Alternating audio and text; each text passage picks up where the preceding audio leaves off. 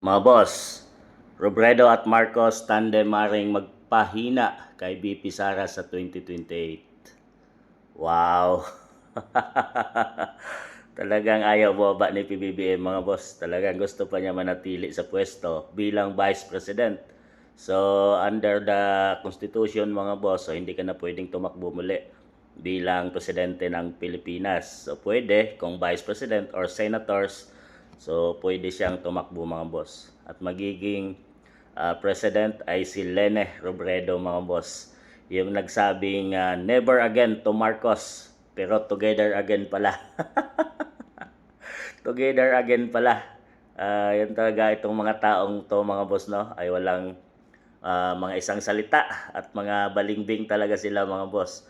Kahit sa pamumuno nila sa administrasyon ngayon mga boss, talagang di natin maintindihan kung saan na ba papunta ang bansang Pilipinas under PBBM administration. Noon nga ay magkaaway sila nung tumakbo ng Vice President, magkalaban sila noon mga boss, itong dalawa talagang nagsampahan pa ng kaso.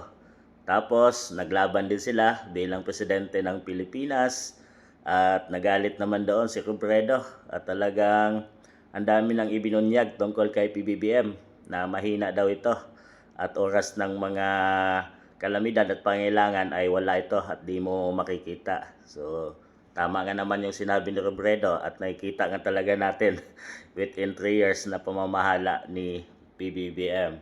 So, nagsama-sama na sila, kagaya ng sinabi ni Reza Hontiveros, ay talagang kailan nila magsama-sama para mapahina or matalo nila si BP Inday Sara Duterte mga boss, na nag-declare na rin na tatakbo sa 2028 bilang Pangulo ng Pilipinas. Kaya naman nung isang araw ay pumunta sa Naga City sa baluarte ni Lene Robredo, itong si PBBM mga boss, upang bisitain yung mga sinasabing kailangan na budgetan na mga flood control doon sa Bicol mga boss. Ano pang magagawa ni PBBM? Wala naman tayo nakikita sa mga flood control, kundi kinurap lang under ng kanyang administrasyon. So may budget pa ba? Siguro wala na yung pera para dahil naubos na yung pera ng flood control project mga boss at walang investigation na nangyayari. Talagang walang nahuhuli at pinagtatakpan kung sino talaga ang punot dulo ng mga nakawang ito.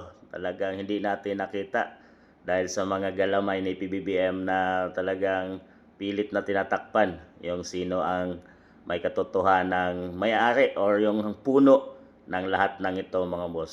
So, sa inyong palagay mga boss, kung bukas na ang 2028 election, ay ibubuto nyo ba ang tandem ni Lene Robredo at PBBM versus Sara Duterte at kung sino man ang kanyang magiging running mate bilang presidente or vice president mga boss sa 2028. So siguro sa tambalang ito ay mapapahina nila ang si BP Inday Sara, pero hindi ang tiwala ng taong bayan na nakita na nating tunay na nagsiservisyo ng totoo sa mamamayang Pilipino.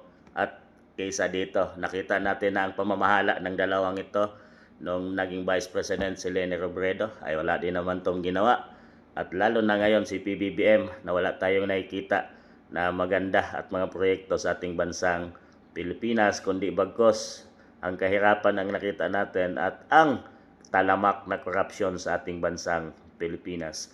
Kung bukas ng eleksyon 2028, kayo na humusga mga boss.